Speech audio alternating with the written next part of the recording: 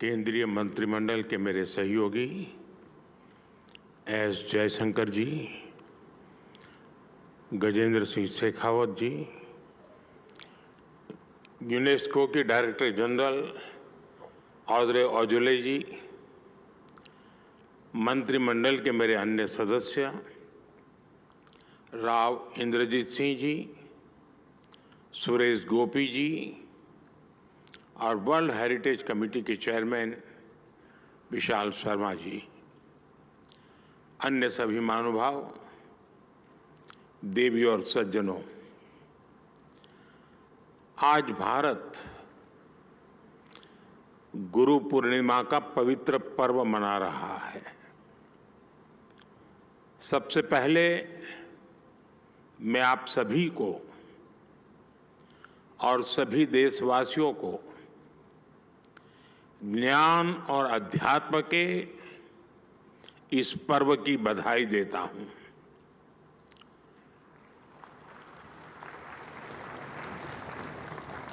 ऐसे अहम दिन आज 46th वर्ल्ड हेरिटेज कमेटी की इस मीटिंग की शुरुआत हो रही है और भारत में ये आयोजन पहली बार हो रहा है और स्वाभाविक है कि मेरे सहित सभी देशवासियों को इसकी विशेष खुशी है। मैं इस अवसर पर पूरी दुनिया से आए सभी डिग्निटरीज और अतिथियों का स्वागत करता हूं। खास तौर पर मैं यूनेस्को की डायरेक्टर जनरल ऑड्रे अजौले का भी अभिनंदन करता हूं। मुझे विश्वास है हर ग्लोबल आयोजन की तरह ये इवेंट भी भारत में सफलता के नए कीर्तिमान गढ़ेगा। साथियों, अभी मैं विदेशों से वापस लाई गई प्राचीन धरोहरों की प्रदर्शनी भी देख रहा था। बीते वर्षों में हम भारत की 350 से ज्यादा प्राचीन धरोहरों को वापस लाए हैं। प्राचीन धरोहरों का वापस आना ये वैश्विक उदारता और इतिहास के प्रति सम्मान के भाव को दिखाता है। यहां इमर्सिव एग्जीबिशन भी अपने आप में एक शानदार अनुभव है। जैसे जैसे टेक्नोलॉजी इवॉल्व होगी, इस क्षेत्र में रिसर्च और टूरिज्म की अपार संभावनाएं भी बनती जा रही हैं। फ्रेंड्स, वर्ल्ड हेरिटेज कमेटी का ये कार्यक्रम भारत के लिए एक गौरवशाली उपलब्धि से जुड़ा है। मुझे बताया गया है कि हमारे नॉर्थ ईस्ट इंडिया के ऐतिहासिक मोइदम यूनेस्को की वर्ल्ड हेरिटेज सूची में शामिल होना प्रस्तावित है। ये भारत की 43rd वर्ल्ड हेरिटेज साइट और नॉर्थ ईस्ट इंडिया की पहली धरोहर होगी जिसे कल्चरल वर्ल्ड हेरिटेज का दर्जा मिल रहा है। मोइदम अपनी विशेषताओं के कारण बेहद खास है।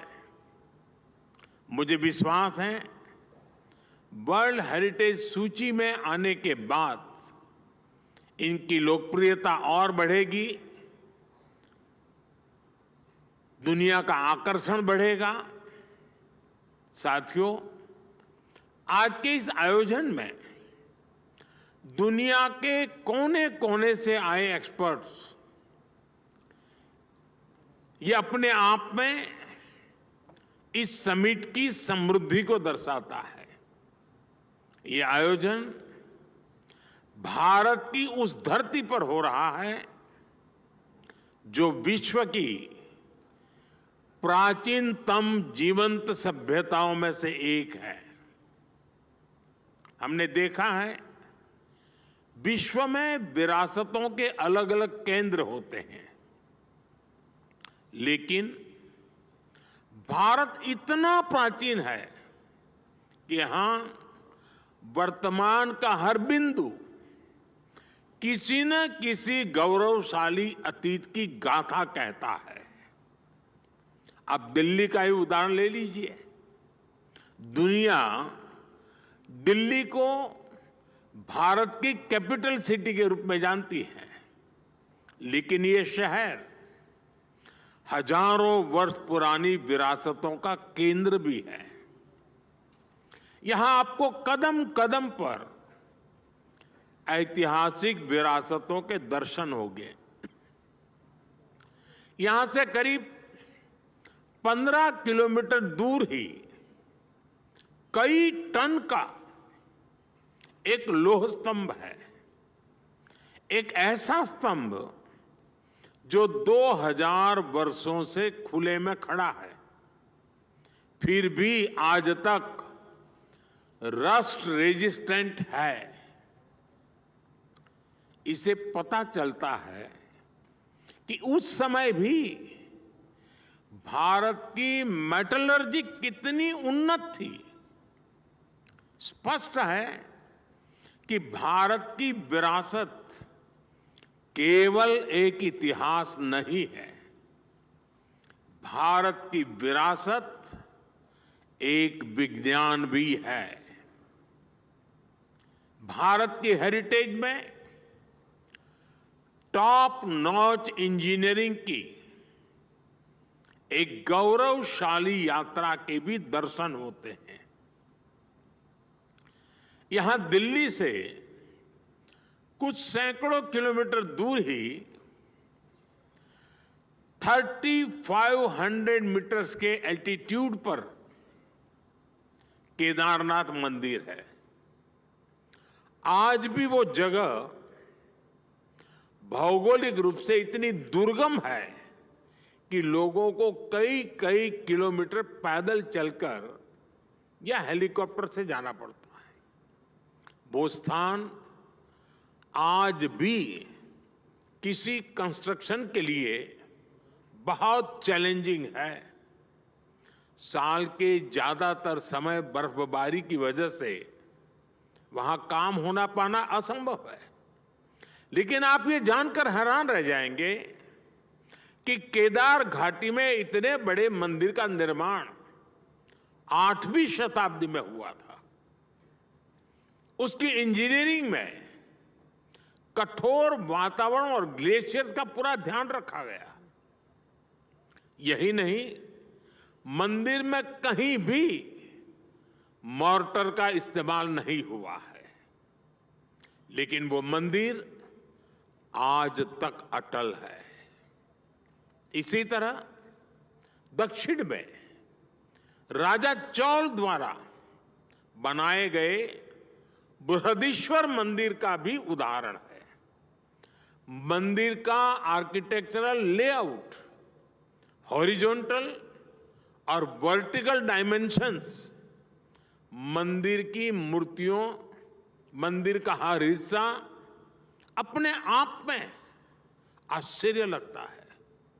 फ्रेंड्स, मैं जिस गुजरात राज्य से आता हूं, वहां धोलावीरा और लोथल जैसे स्थान है। धोलावीरा में 3000 से 1500 BCE पहले जिस तरह की अर्बन प्लानिंग थी, जिस तरह का वाटर मैनेजमेंट सिस्टम और व्यवस्थाएं थी, वो 21वीं सदी में भी एक्सपर्ट्स को हैरान करते हैं। लोथल में भी दुर्ग और लोअर टाउन की प्लानिंग, स्ट्रीट और ड्रेन्स की व्यवस्था, ये उस प्राचीन सभ्यता के आधुनिक स्तर को बताता है।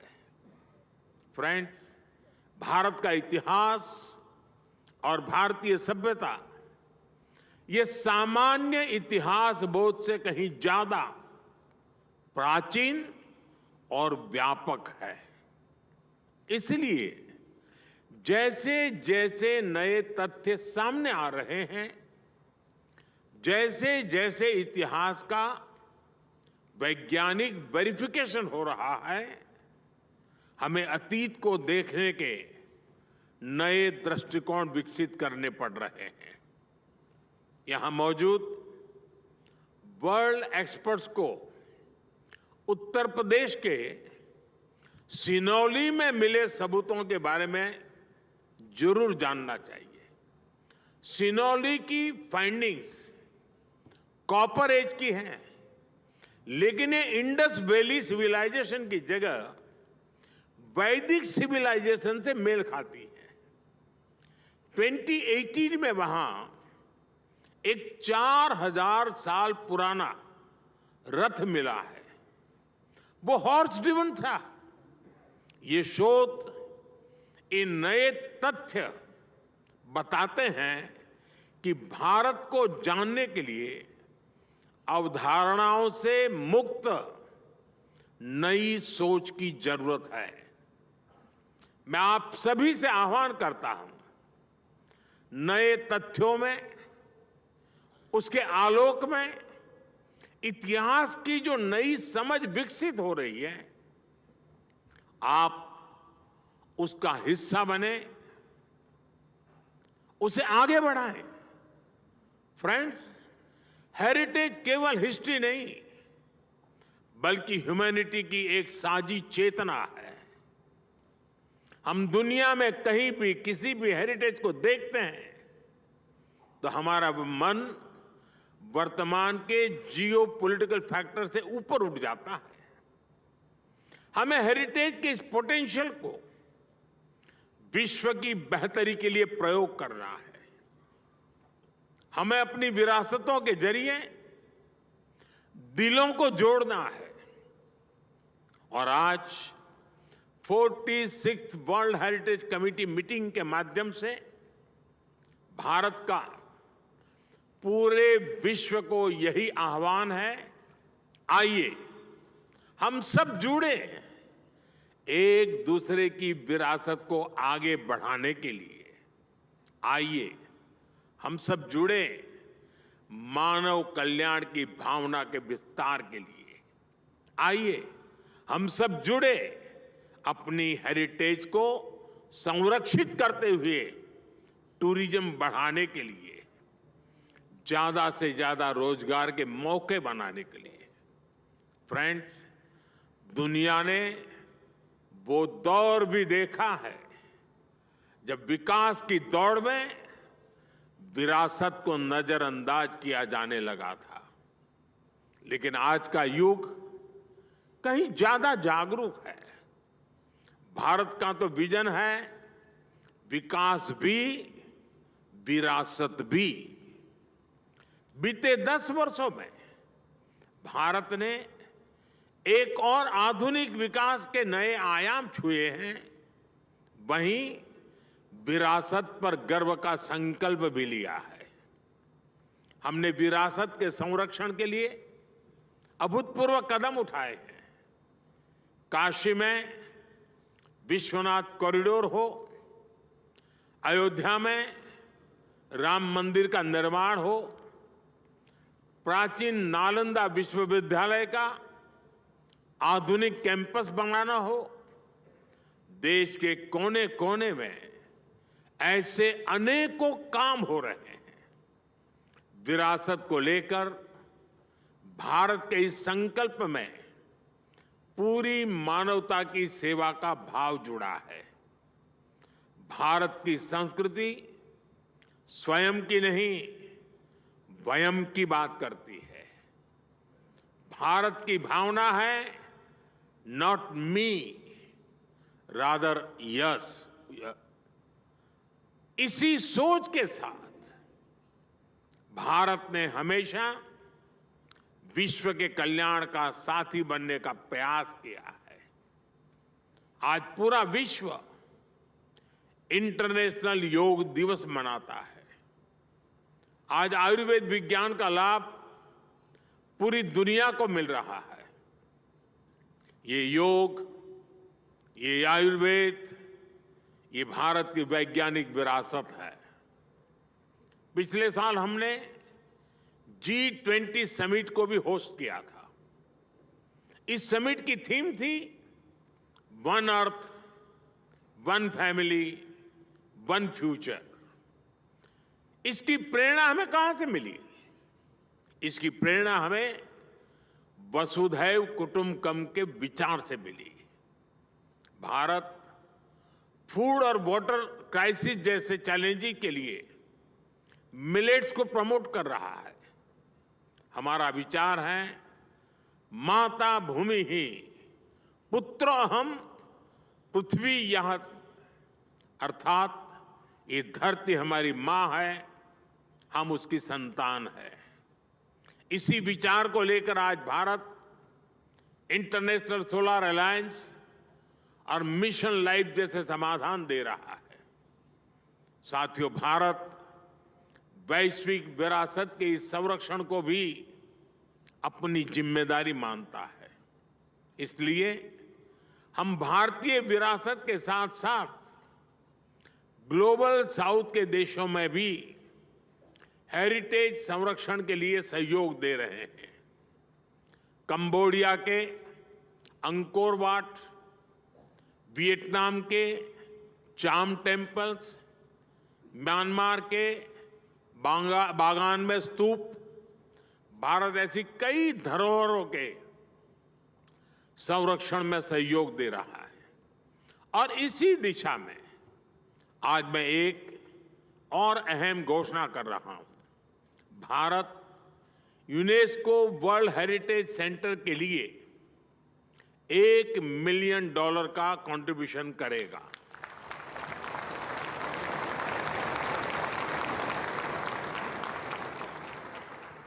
ये grant capacity building, technical assistance और वर्ल्ड हेरिटेज साइट्स के कंजर्वेशन में प्रयोग होगी। विशेष रूप से ये पैसा ग्लोबल साउथ के देशों को काम आएगा। भारत में युवा प्रोफेशनल्स के लिए वर्ल्ड हेरिटेज मैनेजमेंट में सर्टिफिकेट प्रोग्राम भी शुरू हो गया है। मुझे विश्वास है कल्चरल और क्रिएटिव इंडस्ट्री ग्लोबल ग्रोथ में बड़ा फैक्टर बनेगी। साथियों, आखिरी में मैं विदेश से आए सभी मेहमानों से एक और अनुरोध करूंगा। आप भारत को जरूर एक्सप्लोर करें। हमने आपकी सुविधा के लिए आइकॉनिक हेरिटेज साइट के लिए टूर सीरीज भी शुरू की है। मुझे विश्वास है ये अनुभव आपकी इस यात्रा को यादगार बनाएंगे। आप सभी को एक बार फिर वर्ल्ड हेरिटेज कमेटी मीटिंग के लिए अनेक अनेक शुभकामनाएं। बहुत बहुत धन्यवाद। नमस्ते।